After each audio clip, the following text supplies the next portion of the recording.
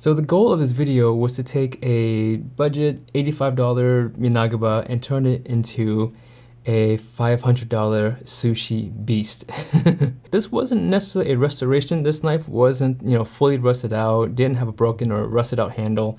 It basically just needed a makeover. And also, I wanted to rehandle the knife as well. It had an old Magnolia handle, which was fine. It just wasn't very pretty. And it absorbed a lot of dust or a lot of dirt and grime, and so it just looked kind of nasty after using it for 3 months.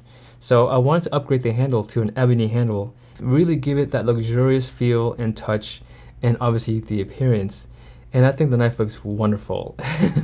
So I'll walk you guys through the entire process, how I did it, and a personal challenge I had for myself was to do the restoration using just 2 rusty razors and a couple of sheets of 3M sharpening film. Now the gray one I believe is 14,000 grit or about 1 micron, and the white one is closer to about 40,000 grit. And also a really quick disclaimer, if you are looking to become a professional knife restorer, do not use the techniques used in this video. I'm a hobbyist. If any sushi chef sees me doing what I'm doing in this video, they would probably call a Yakuza on me, okay? Don't do what I'm doing. This is simply for entertainment, for my entertainment. I want to see exactly what I can do with cheap rusty razors, okay? This is not a professional restoration. This is not for a customer. Okay, so the first thing I had to do was remove the rust, and I simply use the medium rusty razor, the one with the right hand writing. It will remove all of the rust on the knife surface at least, and will leave a medium to a semi-fine scratch pattern. The scratch pattern is not very deep, as you can see. It just leaves a nice hazy finish. So at this point, the important thing is removing the rust, but I wanted to see if I can establish any sort of scratch pattern and see how it looks just by using the rusty razor. So I went ahead and went with a diagonal scratch pattern above the shinogi line and a horizontal scratch pattern below the shinogi line. It was going to give me a template of what the knife will look like potentially once the restoration is done. And of course, I went through the front and the back of the knife with the rusty razor. Once I finished with the medium rusty razor, I went to the fine rusty razor, the one with the red handwriting, and did the exact same thing. After I was done with the fine rusty razor, I went ahead and polished the rest of the knife with the 3M sheets. I cut them into little rectangular sheets because I figured it'd be easier for me to control. Now this step wasn't all that necessary, but I figured it'll give the knife just a little bit more sparkle in the polished areas. And also I figured it'll help blend some of the scratches on the surface of the knife. I first started with the gray films, then did the exact same thing with the white films. I could have taken the handle off now, but I wanted to make sure that I have a good edge on the knife before I do any sort of handle work. So I went ahead and sharpened it on the 90W Pro 800 and 90W Pro 3000, which is my polishing stone. Now a lot of people have taken this out of context, saying that I encourage people to never flatten whetstones even when sharpening yanagibas. That is absolutely not true. I have never said that. I've always said, and I still maintain, that if you don't want to flatten your whetstones for your kitchen knives, that is perfectly fine. But I do flatten my whetstones for yanagibas, guritskes that are single bevel.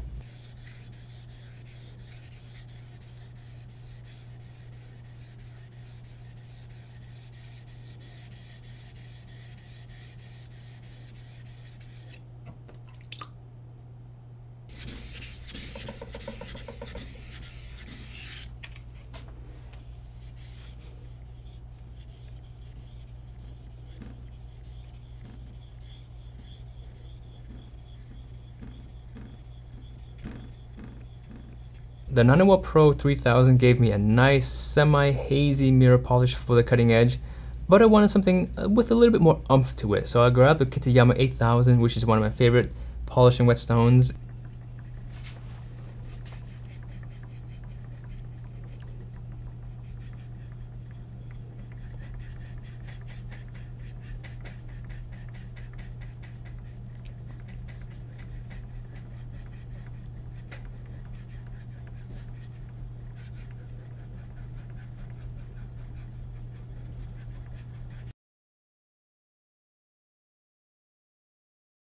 It's a good idea to wear gloves at this point because your fingers will be very close to the blade. So wear cut-proof glove or cut-resistant gloves. That will definitely help you, and it'll instill a bit more confidence when you're handling the knife. Okay, so the way this works is you get the flat side against the piece of wood, and the piece of wood is going on top of the handle right there. So I'm going to show you guys so you guys can see. We're going to butt the end of the handle, or the top of the handle, against the plank. You might have to hit it a few times, but it'll eventually come out.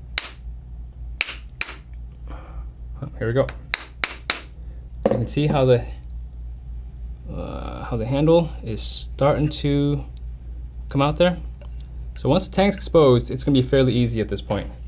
So just little taps. Oh, it flew. I have pure beeswax laying around, and so these are little pellets that I buy by the pound, and they cost, I don't know, I want to say they cost 20 bucks a pound at this point. They're kind of expensive, but you can buy beeswax in like block form that will be a little bit cheaper than that. You can use epoxy, a lot of folks do, but epoxy, you have to have a way to hold the knife in place, or hold the blade in place, as well as the handle. So I didn't have a double clamp system with me here, at least not a way for standing the knife up.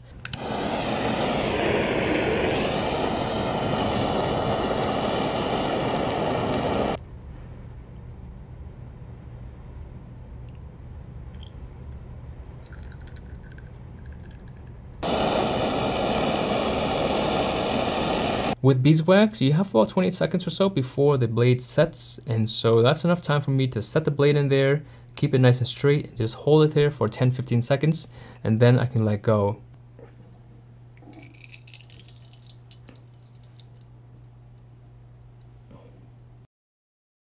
So after the initial fill of beeswax, sometimes you'll have air bubbles that will pop up from the tang holes.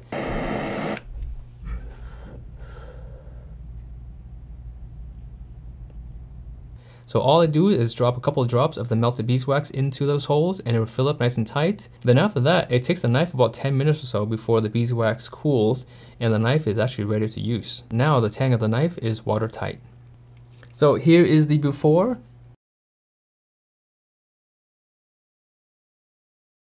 And here is the after.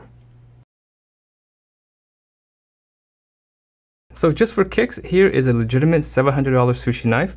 This is an Akazawa Yanagiba, a very beautiful knife, side by side with the knife that I've just finished. And you can see they don't look all that different. They both have the same handle, so at first glance, they look like very similar quality knives. The $700 knife has a high polished mirror finish, while my Tojiro looks a bit more subtle and more of a sleeper knife. Now obviously with the more expensive knife, you will have things like better materials, and most cases better fit and finish. But in the kitchen, both these knives will perform relatively the same.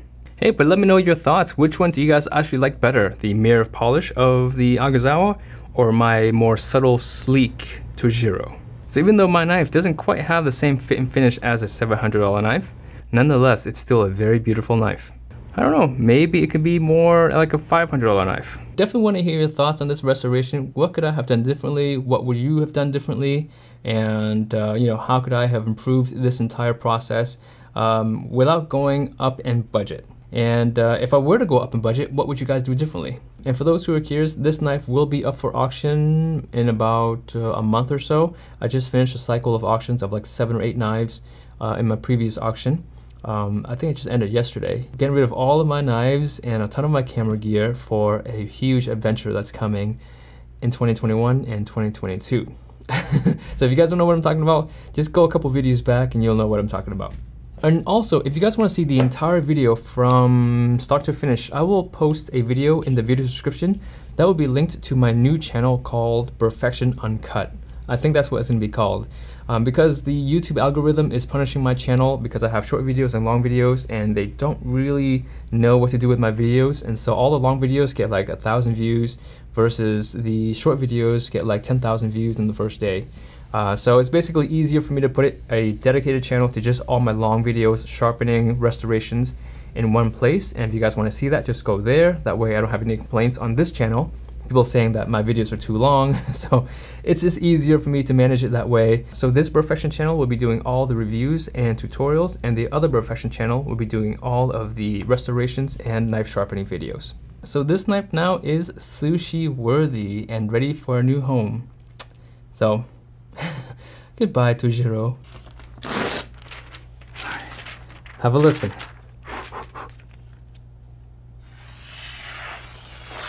Oh, woo! Look at this.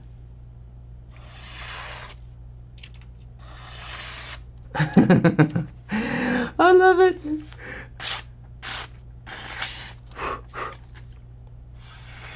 Oh. Oh. Let's get another sheet.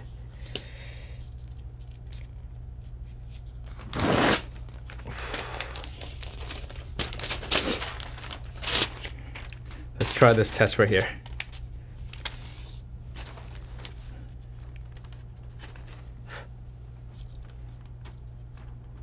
Oh, so this is Uline catalog paper, by the way. Oh, everyone's been asking for it. Oh, stand up, come on, you can do it. Ah, it did cut it, but the paper didn't stand up long enough. Let's try this again. Let's try the same sheet. Yes. Here we go. Ah, okay, let's try it again.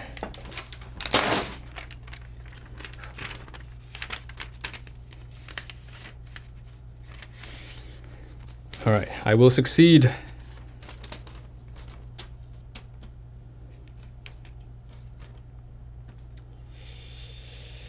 Ready? Oh, woo, don't fall. Oh, look at that. So that's freestanding Uline catalog paper.